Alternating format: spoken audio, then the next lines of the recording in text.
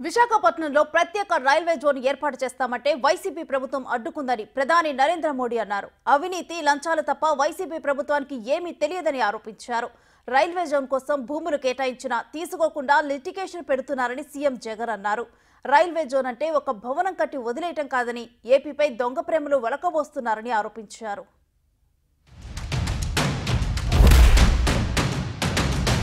अगर केंद्र सरकार आंध्र प्रदेश में इतना काम कर सकती है तो वाईएसआर कांग्रेस उनकी सरकार क्यों नहीं कर सकती।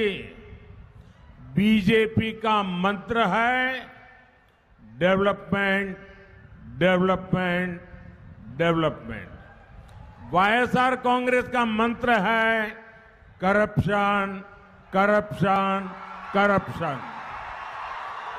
ये विकास के हर कार्य में ब्रेक लगा रहे हैं।